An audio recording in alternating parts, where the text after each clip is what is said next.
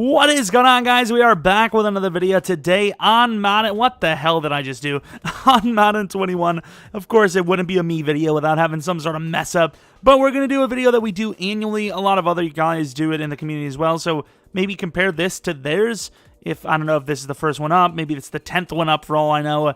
But we're going to see what Madden 21 thinks is going to happen for the 2020 NFL season. Now, call me crazy, I don't feel like they have a COVID scenario system, so, there very well could be a complete league shutdown middle of the season, and it never gets finished for all we know, especially considering the sport is played kind of in the cold. It starts to get colder, and it's going to get even worse, most likely, in the winter, so, I don't know.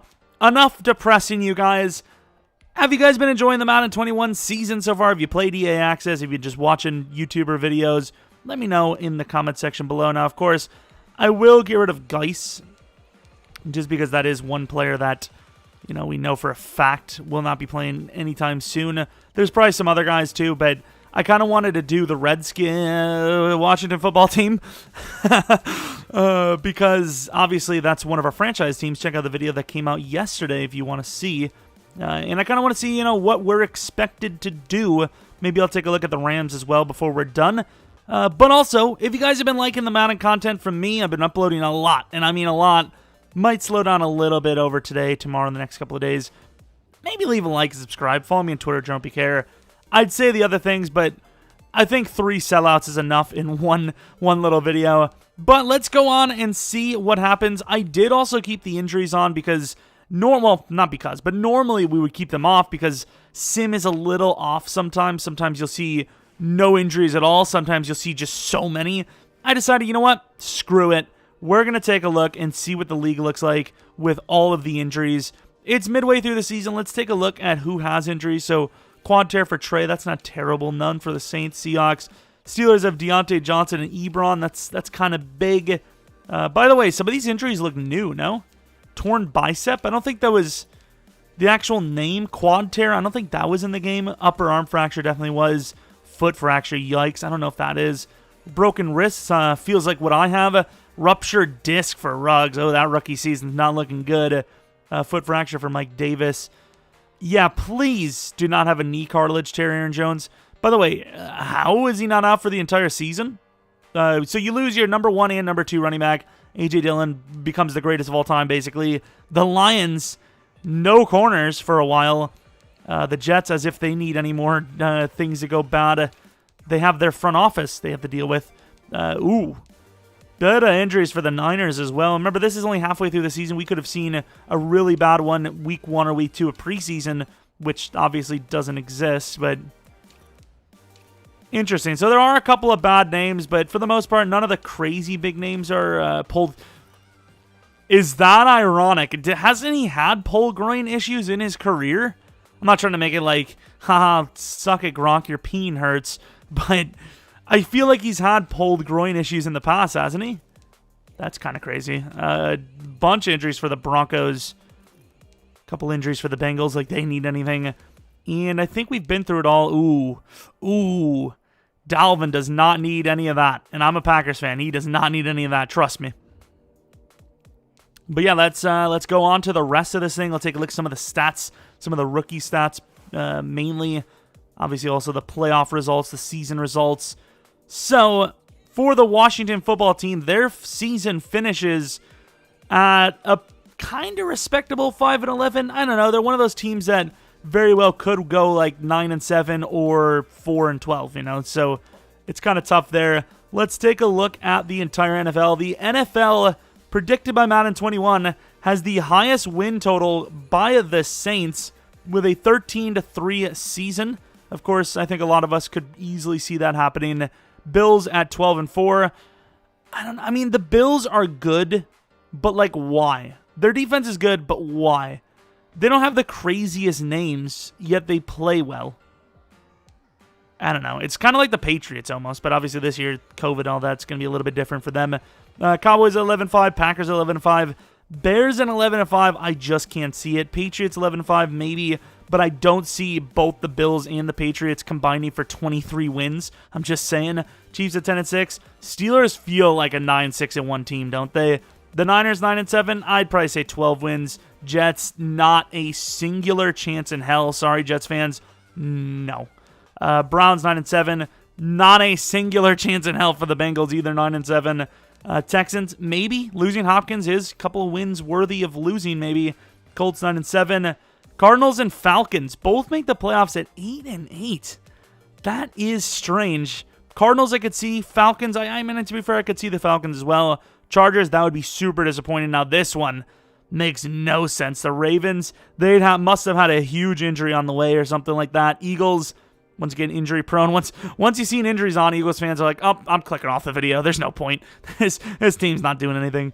Giants, okay. Vikings, maybe a little bit more sim love this season. I don't know. Buccaneers, that would be a little bit of a shocker to all of us. I know we're probably all overrating them a bit because, the Tom Brady and the receivers are great. But 7-9 would probably be a disappointing season. Well, I'd be happy because I don't want the Buccaneers to do well. Sorry, Bucs fans. But 7-9, yeah, we'd all expect like 10 wins plus, right? Panthers, that would be a good season in my opinion. Rams 6-9-1. Okay, so setting the bar pretty low for us. I love it, EA. Thank you very much. We only have to win 7 games with the Rams and 6 games with the Washington football team, and boom. Seahawks 6-9-1. I could see it, but I don't. I think that's a little bit of a reach. Titans, that's a reach. Raiders, Jags, Broncos, fair enough. Broncos, lots of potential, but we don't know how it's going to pan out. Lions, they did have a lot of injuries, but I expect at least 6 to 7 wins minimum for the Lions. But regardless, that season would have been number 2 worthy for the draft positioning yet again. So the Washington football team would be number 2 on the clock yet again. Dwayne Haskins has the 42nd worst passer rating. As far as sim goes, a 77% or 79% passer rating, whatever, not percent. That's terrible. That's terrible stuff. Of course, they had McKissick as their projected starter. Not a chance from me. McLaurin could, obviously regress. You never know, but he had a much better rookie season, so I expect it to be similar. We're only going to look at this team, in depth. The rest we're kind of just glance over who the best in the league was at each position. So as far as QBs, apparently the game thinks Jimmy Garoppolo is going to have himself a season. They lost a couple of running backs, I believe. Their team, maybe Trent Williams goes down like they projected in the game. Jimmy Garoppolo has to carry the load. 4,600 yards, 35 touchdowns, 18 picks. Definitely is considered carrying the load. Drew Brees, 4,600 yards, 36 touchdowns. A lot of the picks are higher, which I definitely appreciate. This could just be a random coincidence because in our Dolphins rebuild, check it out, we did see a lot of really low pick seasons for a lot of the guys. But Jared Goff, 38 touchdowns, 18 picks, 4,600 yards. That's a lot of yards. Rodgers, please have a season like this. I know your picks were down last year, but those touchdowns were even worse. I know Aaron Jones basically took all of them, and people don't seem to think that if a running back has a lot of rushing touchdowns, the quarterback's numbers are going to suffer. And math is hard, I understand. Trubisky, not a chance in hell. Cam, unlikely. Rivers, unlikely. Tannehill, almost seems like a perfect Tannehill season. Same with Daniel Jones. Lamar, that's a good season. Derek Carr, some of these numbers look very realistic in my opinion. Okay, that's not going to happen. Maybe, though. Some of these numbers look really good to me. Tell me I'm wrong. A lot of these numbers actually that looks... okay, yeah, I see you. Stafford, that would be a down season for him for sure because it doesn't look like he was injured or anything. He wasn't. These numbers all look very realistic to me. This looks... I like it. Let me know what you guys think. I think these numbers are good. Look at this. I don't know if somebody was injured. Maybe Fitzpatrick got injured. No? What the hell? Did they, master EA Sim or something? They actually had them split. It's like Tua... It's like Fitzpatrick started, and he was hot like he always is. Then he started sucking. They put in Tua. He started sucking. They put Fitzpatrick in, and then, the whole coaching staff got fired, simply put. Rushing, Zeke still freakly on the yardage numbers. Christian McCaffrey, pretty good stuff. Todd Gurley, that would be a huge bounce-back season. Derrick Henry, that'd be a down season. Mixon, makes sense. Damian Williams literally not playing, so not going to happen. Mostert, really good season for the Niners. Mac, really good season. That would be, Mac would definitely start to deserve more credit in the game if he has a season like this in real life, because he's actually been very quietly consistent. Devontae Freeman just under... Wait, do they have Devontae, or is he a free agent? I think he's a free agent. I would use Cam Akers in our franchise anyways. Chris Carson, of course, for the Seahawks, you don't really know who the starter is there. Chris Carson's good, Penny's good, so Carson's the likely starter, but there's going to be a little bit of a sharing of the backfield. Barkley, Chubb, some of these guys right here looking a bit rough in the numbers category, can't lie. Golden Tate for the Giants with the number 1 yards, and Devontae right behind him, Thomas right behind him. A couple of these guys, surprisingly, believe it or not, actually down years, but also some big years. Zach Pascal, Josh Reynolds, those are huge numbers. Hopkins, makes sense. I think with a new team, makes sense. I wish Devin Funchess didn't decide to leave. Super sleazer. How dare he put his health before football. Wow, what a bad guy. If that happens, I'll be mad, because I really wanted Justin Jefferson for the Packers. That would be unfortunate. Very unfortunate. So for the players I wanted so far for the Packers that they didn't grab, but they could have, Justin Jefferson, DK Metcalf, and A.J. Brown. But, it is what it is. I'm not a college scout expert or anything like that, but the fact that I could name those random names that were very doable for the Packers and they didn't get them and they turned out good, maybe the scouting needs to be readjusted, reevaluated. Myles Garrett with 22 sacks. Is that the record? Is it 22.5 for the record, I think? Very good stuff, though. Watt, 15.5. Donald, 14.5. So some of the numbers look a little better, but also some of I wish we would see, actually I like it. I think it makes sense. I'd say a few more guys in the 13-plus range, but it makes sense. It makes sense, I suppose. Picks 7 for Bradley Roby. Kirksey, that would be sick. Just play a full season, Kirksey, and you're already better than Blake has ever been. Simply put. Darius Leonard with 6 picks. Pick numbers seem to be a bit higher this year, which is kind of cool. We already know tackle numbers are a bit higher. That was 140, 150. Forcing the fumbles. Not a lot, to be fair. Touchdowns, any touchdowns? A couple for Eric Berry, who I didn't even know was still in the league. Maybe he is, maybe he isn't. A couple of safeties. Of course, J.J. Watt would be one of them. As far as kicking goes, is Adam Vinatieri still in the 25? He's been in the league as many years as I've been alive. He's making more money per year for as many years I've been alive than I'll make in like 2 decades. Oh my god.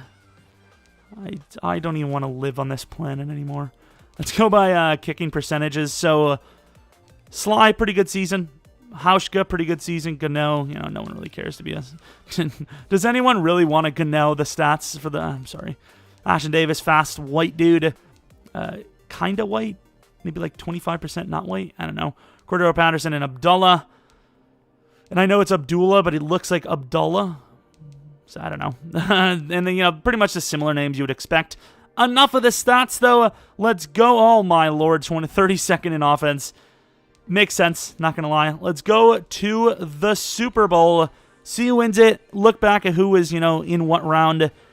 And then pretty much call it there. Once again, the top of the screen, that font, it just does not look professional. It looks like it's worse than a thumbnail I would make. The Saints over the Browns for the Super Bowl. I could see it happening, but it's unlikely the Browns are going to represent the AFC if we're going to be 100% honest. But you never know. You never know. Wildcard round was... Oh, did they update it? I think they did. Because there's 6 games in the wildcard round here. Patriots lose to the Colts. Jets beat the Steelers. That'd be interesting. The Browns over the Chiefs. That'd be an upset. Niners barely beating the Bears. Packers getting a little bit of revenge over the years from the Cardinals. And then Atlanta beats Dallas. Browns beat Buffalo. Atlanta beats Saints beat Atlanta. Colts just barely beat the Jets. Jets are putting some work in. And even if we lost this in real life, I'd be super happy with it. A 4-point loss against the Niners is much better than an average of 80 or something we lost by last season? I don't even know. Cleveland barely beats the Colts in a low-scoring game, and then the Saints showed dominance, technically, over the Niners. Those teams are very good, so 12-point victory is definitely impressive. And then, once again, a 6-point victory in the Super Bowl. So, let me know how you think EA did. Do you think these were actually pretty realistic? I think some of the, most of the teams made sense. The stats made a lot of sense, assuming injuries. Once again, we had injuries on, but how much do we, in real life know of who's going to get injured, who's going to get COVID, is the league going to end, and all that. I like the stat numbers pretty much for the most part. Some of the stats were a little off, but for the most part, I like the season stats. I think the teams made a lot of sense outside of like a few, like the Ravens not being there made no sense. The Eagles, I guess they had injuries probably. I don't think the AFC East is going to have two teams over 11, 11 plus wins. But I thought it was a good video. Hopefully you guys enjoyed this. If you have any more suggestions for what you want to see in the future, let me know. I think like videos like this, I think we did something with rookies last year. Maybe I'll take a look into doing that. I want to do more experiments. I want to do more blasts from the past players, but I don't want to just keep redoing the exact same ones every Madden unless there's a valid reason, a really good ability that we've been waiting for ages, or some new mechanic. So let me know what you guys want to see, and that's about it from me. Hey, I rhymed. I'm a god. Regardless, like I said, if you've been liking the videos, maybe like, subscribe, have the little notification bell on. I guess that's a thing people ask for. And then maybe follow me on Twitter, Jeromepkr. Outside of that, though, hopefully you guys come back for next video. But until next video,